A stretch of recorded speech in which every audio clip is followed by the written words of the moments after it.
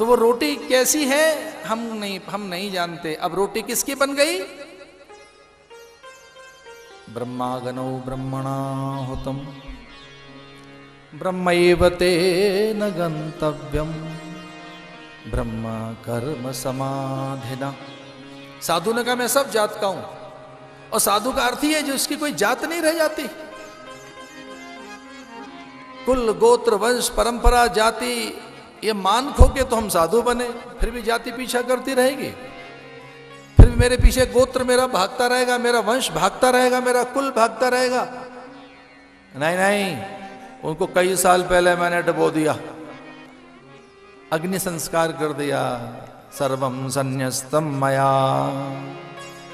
इसलिए जमादारनी से कहा महाराज ने ला रोटी मुझे पकड़ा, अब मेरा हाथ लगेगी तो मेरी हो जाएगी। और हां इसमें और अपडेशन करना है, मेरा हाथ लगने के बाद मेरी नहीं, मैंने भी तुलसी दल रखकर परमात्मा को भेंट करना है, तो रोटी परमात्मा की हो जाएगी, ईश्वर की रोटी हो जाएगी। तो वो जो अन्न था ईश्वरीय अन्न हो गया, वो प्रसाद बन गया। प्रसन्न चित्त से इतने में ही अजामिल आ गया था। साधु ने कहा देख भाई भोजन तो तेरी पत्नी ने करा दिया, दक्षिणा तू दे दे। तो अजामिल ने कहा मैं आपको अपवचन नहीं कह रहा, दुर्वचन नहीं कह रहा हूं, कटुवचन नहीं बोल रहा, तिरस्कार नहीं कर रहा हूं, यही मेरी दक्षिणा है, निकल लो बस यहां से। मेरी पत्नी को बरगला रहे हैं। तब तक तो भक्ति जग चुकी थी उसमें, उस नर्तकी में आमूलचूल परिवर्तन हो चुका था। एक घड़ी आधी में पुण्य आध, तुलसी संगत साधु की कटे कोटि अपराध। वो साधुओं के दर्शन कर, साधुओं की संगति से निश्चला निष्पाप हो गई। संतों ने कहा जो तेने कहा ऐसा माफ,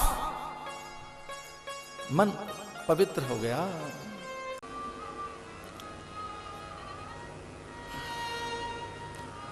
अब वो नर्तकी पे मन आ गया महर्षि अजामिल का। सुशीला साध्वी यत्र नारायणो परायण, अपनी पत्नी को त्याग कर, जो त्रिकाल संध्या में सहभागिनी थी, यज्ञ याज्ञ में सहभागिनी थी, दीपदान में, मंगल कलश में, उसको त्याग दिया। घर में नर्तकी आ गई, बाजार की कोई बाजार का व्यक्ति आ गया।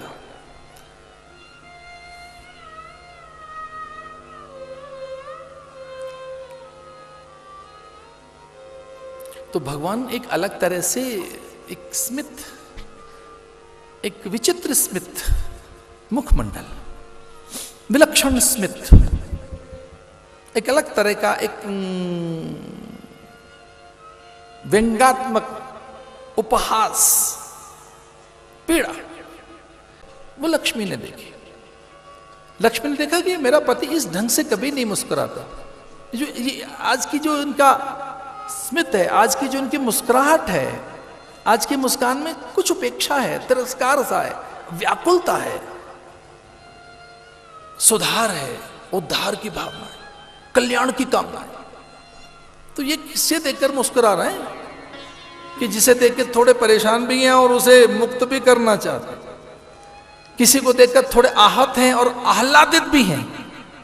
ये किसे देख रहे हैं? आंखें बंद करके, आंखें तो बंद है नारायण की, पर मुस्कुरा रहा है, और मुस्कान में थोड़े उपहास है, उपेक्षा है, पर उद्धार की भावना भी है, कल्याण की कामना भी है, तारने के भी संकेत हैं। तो कौन है वो जिसे याद कर रहे हैं? तो ये बात थोड़ा याद रखने की है कि भक्त ही भगवान को याद नहीं करता, भगवान भी भक्त को याद करते हैं।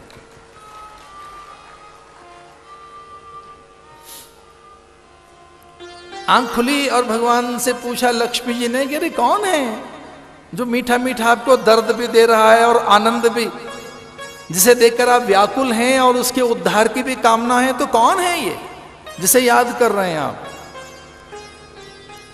तो लक्ष्मी जी से कहा भगवान ने, देखो देखो वो नीचे, ये मृत्यु लोक में, ये देखो नीचे अजामिल, ये अजामिल, ये त्रिकाल संध्या करने वाला कान्यकुब्ज का ये कुलीन ब्राह्मण, वैदज्ञ ब्राह्मण ये वेद मूर्ति भ्रष्ट हो गया, कामासक्त हो गया। और देखो इसे बिल्कुल भ्रष्ट होकर इसने गौओं को भगा दिया है जंगल में, वेद बहा दिए गंगा में, यज्ञ वेदिका को ध्वस्त कर दिया है और सारे ग्रंथ जला दिए, और जो उसके उपासना के जो चिन्ह थे मिटा दिए, चंदन पहुंच दिया, जनेऊ फेंक दिया कि कैसे नर्तकी प्रसन्न हो। अच्छा वो ये कह भी रही थी कि तेरा ध्यान तो ग्रंथ में है कि मैं ग्रंथ फेंक दूंगा, तेरा ध्यान तो भजन में है कि मैं माला फेंक दूंगा। अरे तू तो ध्यान करता है भगवान का, बोले मैं नहीं ध्यान करूंगा। तेरा ध्यान तो रहता है यज्ञ में, मैं यज्ञ नहीं करूंगा। तो भगवान ने कहा देखो लक्ष्मी ऐसा है। तो लक्ष्मी ने पूछा अब आगे क्या, अब क्या करोगे?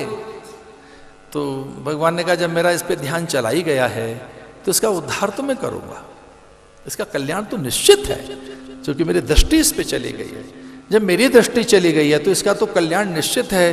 तो बोले कल्याण करने का साधन कौन सा है? तो भगवान ने कहा हमारे पास तो ले दे के एक ही उपाय है। जब जीव का हमें कल्याण करना होता है तो उसके जीवन में संत भेज देते हैं। तो संत आएगा तो बसंत आएगा, संत आएगा तो संस्कार आएंगे। और ये बात तो देखी, साधु से संबंध बनेगा तो फिर कथा करवा लो, यज्ञ करवा लो, पूजा करवा लो। साधु से रिलेशन बनने के बाद के परिणाम क्या है? पूजाएं चल रही हैं, उपवास चल रहा है, साधन चल रहे हैं, भंडारे चल रहे हैं, अब कथा चल रही है, अब यात्राओं पे निकल पड़े हैं। अब साधु तो अपने जैसा ही कराएगा, और आपसे मिल जाने के बाद आपके साथ धंधा तो नहीं करेगा, दुकान पे तो नहीं बैठेगा। आपसे प्रेम हो जाने के बाद आपके दुकान पे धंधा तो नहीं करेगा। संत भेज देते हैं। तो 4 साधु भेज दिए उसके द्वार पर। लक्ष्मी जी से कहा देख इसका कल्याण निश्चित है। उस नर्तकी के द्वार पर, उस अजामिल के द्वार पर 4 साधु भेज दिए भगवान ने। नारायण हरि।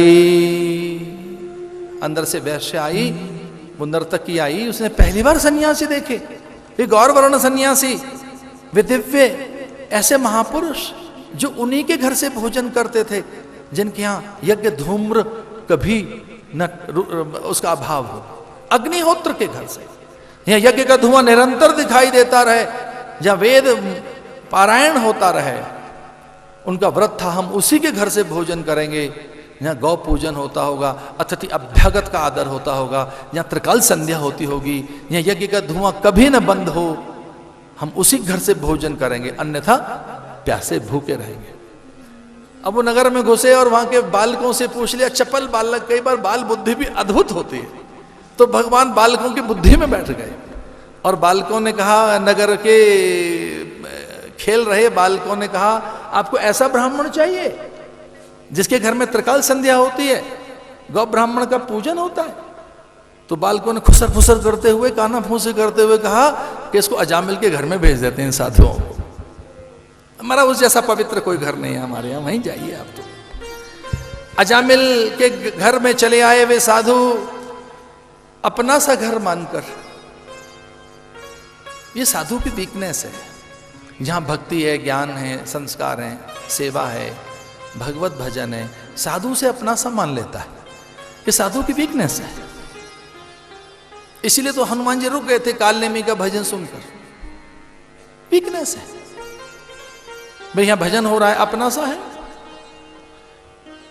तो अपना सा घर मानकर साधु उसके द्वार पर पहुंचे और कहने लगे नारायण हरि। अंतर से वो नर्तकी आई और वो जानती नहीं थी भिक्षा कैसे देते हैं, वो जानती नहीं थी संत का सत्कार कैसे करते हैं, वो ये जानती नहीं थी कि साधु को भोजन कैसे कराया जाता है। बस ऐसे ही उसने कुछ भोजन सा दे दिया और साधु समझ गए थे कि यह हविष्यान्न नहीं है, ये वो अन्न तो नहीं है जो अन्न अग्नि को समर्पित किया गया हो, देवताओं के को यजन में प्रयुक्त हुआ हो। ये तो चौर अन्न है, दूषित अन्न है, दस्यु का अन्न है, लुटेरे का अन्न है, ये तो चोरी का अन्न है। लेकिन चूंकि अन्न देवता है और अन्न का परित्याग नहीं करना चाहिए। आज के प्रारब्ध में हमारे लिए यही भिक्षा है और हमारे कमंडलों में और हमारे सामने भिक्षा आ गई है, तो इसका अनादर नहीं करेंगे। चूंकि इसने अब हमें भिक्षा दी है तो ये अन्नपूर्णा ही है, और ऐसी अन्नपूर्णा का नादर नहीं करेंगे। यद्यपि साधु समझ गए थे कि ये कुलशीला नहीं है, तो भी सन्यासियों ने उससे कहा, हे देवी धैर्य रखिए, आपने जैसा बनाया वैसा ही हम ग्रहण करेंगे। और साधुओं ने अन्न सामने रखकर और भगवान का ध्यान किया। ब्रह्मागनौ ब्रह्मणा होतम ब्रह्मैव तेन गंतव्यम ब्रह्म कर्म समाधिना। पर्जन्य भी ब्रह्म है, जिससे जल आता है वो बादल वहीं से तो आते हैं, उससे गिरती बूंदें अन्न को पकाती हैं, वो अन्न भी तो ब्रह्म ही है। ब्रह्मार्पणम ब्रह्म हविः, अग्नि भी ब्रह्म ही है। ब्रह्माग्नौ ब्रह्मणाहुतम, वो आहुति भी ब्रह्म ही है। जब चारों ओर परमात्माएं, सभी में ईश्वर समाया है, तो इस बनाने वाली में और ये जो अन्न है और हम में और इस सब में भगवान ही है। ब्रह्मैव तेन गंतव्यम ब्रह्म कर्म समाधिना। ऐसा कहकर उसको यज्ञ का अन्न बना दिया, उस दूषित अन्न को भगवान को समर्पित कर दिया। त्वद्यं वस्तु गोविंद तुभ्यमेव समर्पये। तुलसी दल लेकर उसमें भोजन में डाला साधुओं ने, ये कहकर नारायण ये आपको समर्पित है, तो प्रसाद बना दिया। उस अन्न को प्रसाद बनाकर साधु कहने लगे कि अब हम प्रसाद ग्रहण कर रहे हैं।